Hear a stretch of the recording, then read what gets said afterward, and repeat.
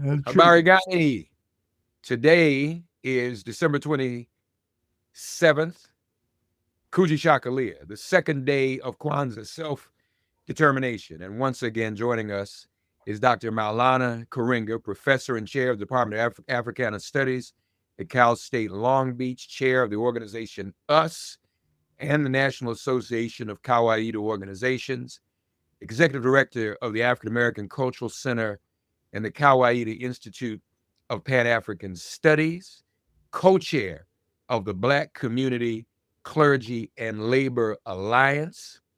He is also the author of numerous scholarly articles and books, including Kawaii and Questions of Life and Struggle, Ma'at, the Moral Ideal in Ancient Egypt, selections from the Husia, Sacred Wisdom of Ancient Egypt, Introduction to Black Studies, 4th edition, and the Odu Ifa, the Ethical Teachings. He Don't have to is finish.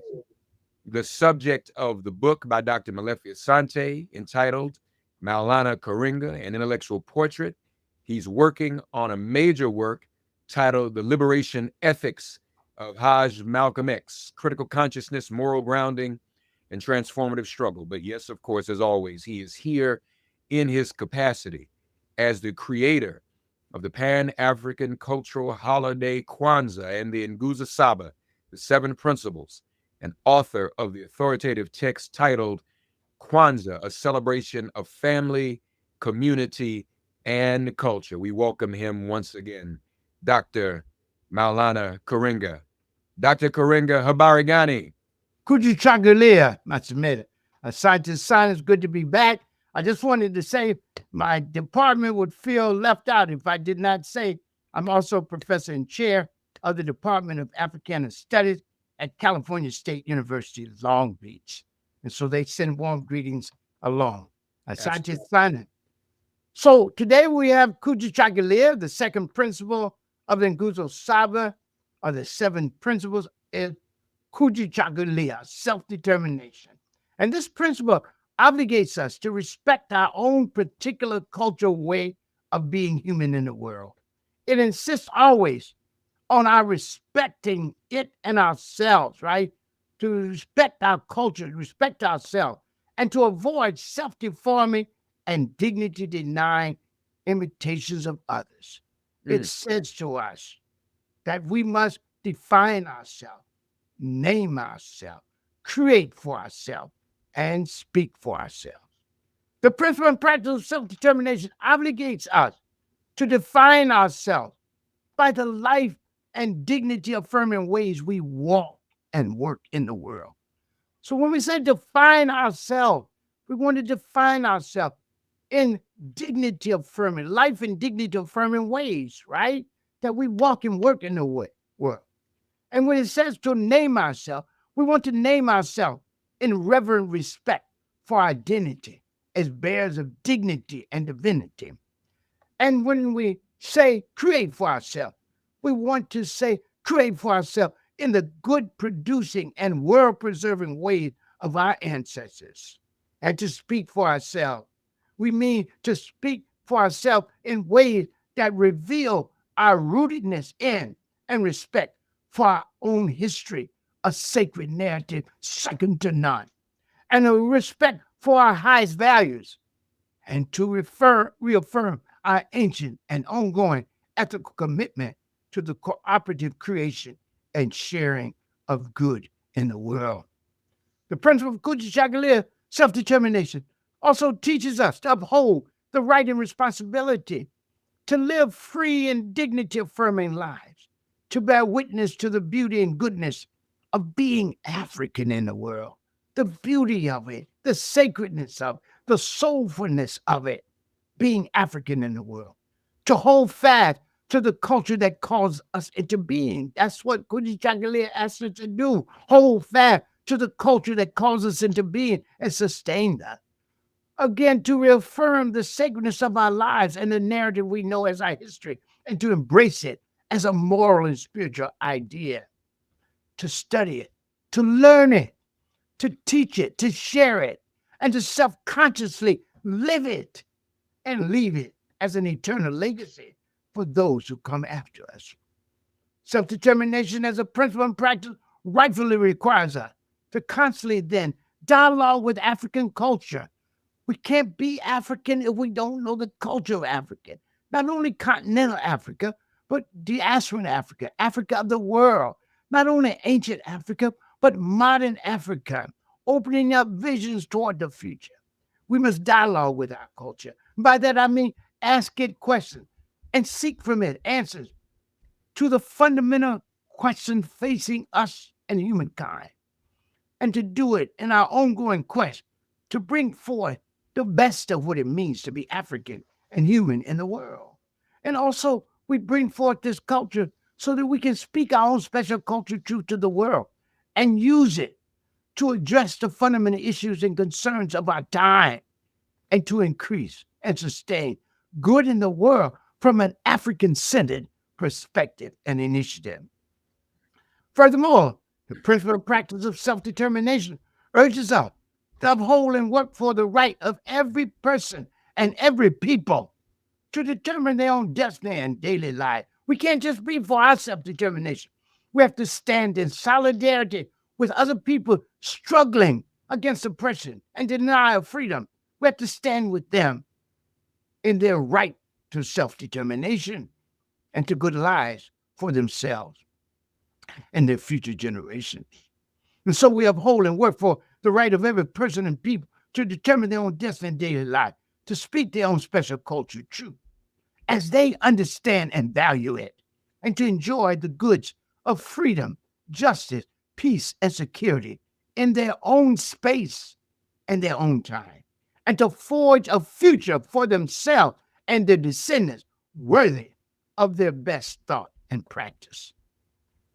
Kujichagulia reaffirms the fundamental principle and practice, again, of the right of every people to determine their own destiny and daily life, to live free in their own place, space, and time. I can't stress that enough, to live free in their own place, space, and time.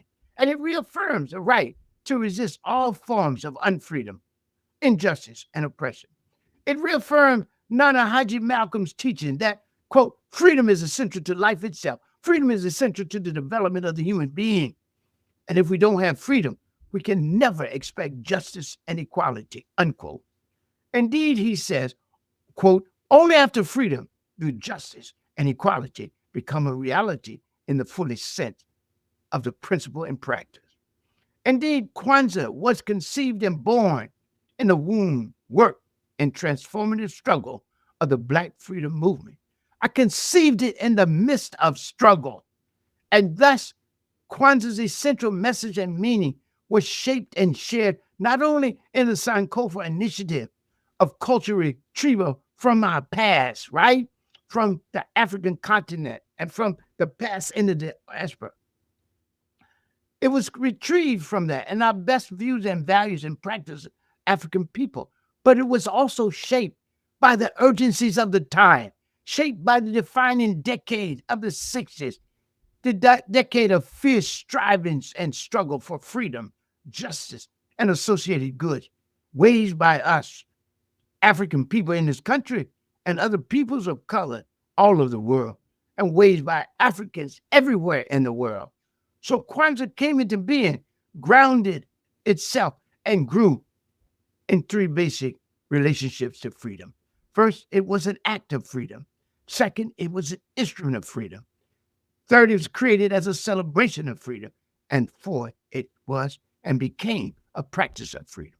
It was an act of freedom in that it was an act of self-determination and self-authorization. We didn't ask permission for the holiday. We didn't ask it to be recognized by the established order as a national holiday. We made it not only a national holiday, but an international holiday.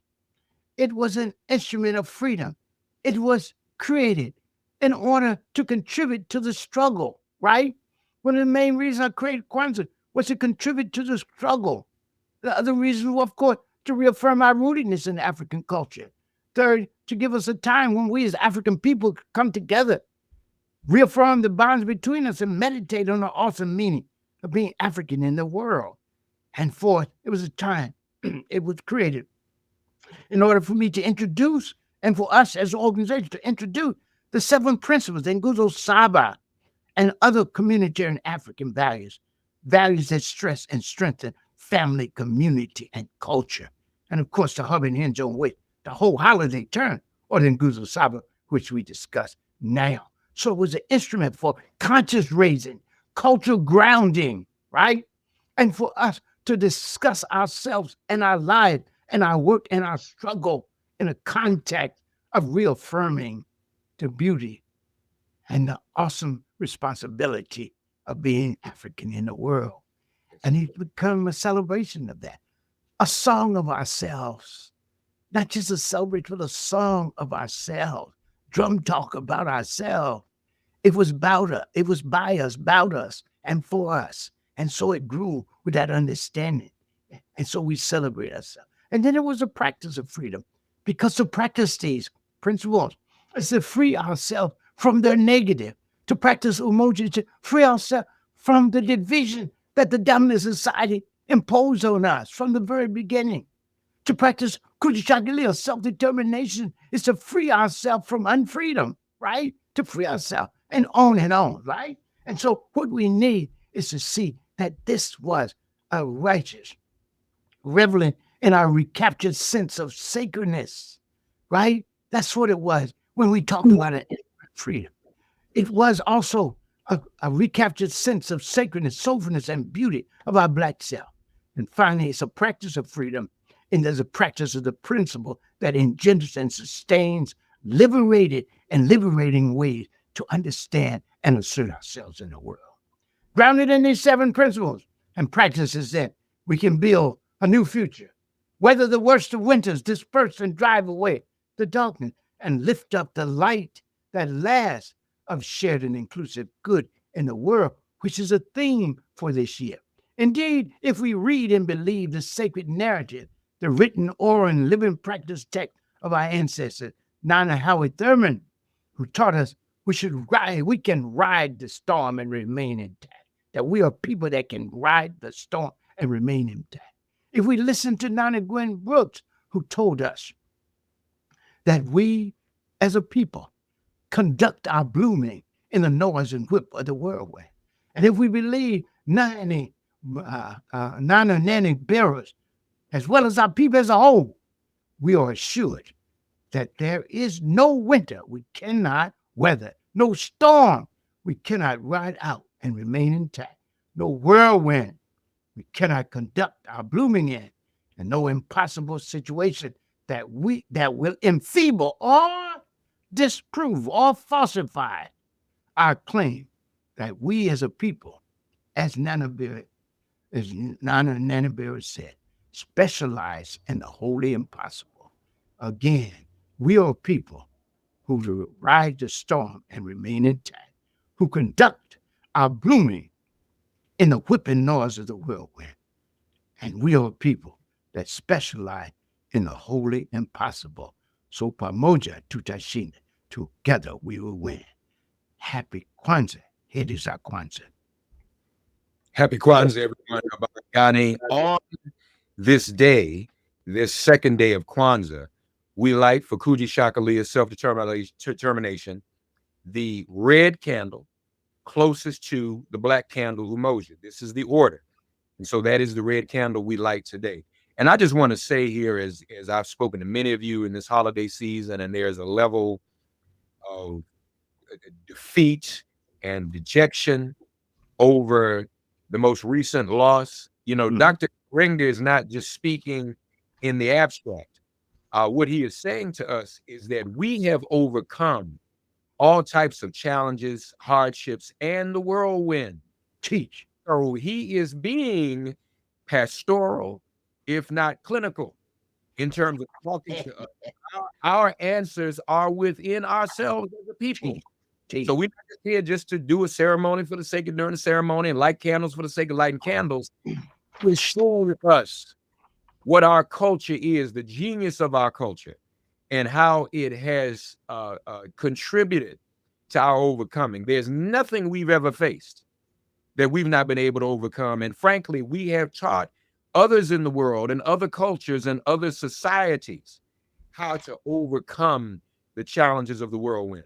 So, folks, let's keep that in mind. This is a shot in the arm to me. It should be a shot in the arm to you and an inspiration as to who we are and everything we've been through, and how yet we still rise and we still go forward. And so we're thankful to Dr. Karenga. He's with us every day of Kwanzaa this week. Today, again, Kuji Shakalia. Stay tuned. Tomorrow, we'll be back with Ujima. In the meantime, happy Kwanzaa to you and yours, and Habari Gani.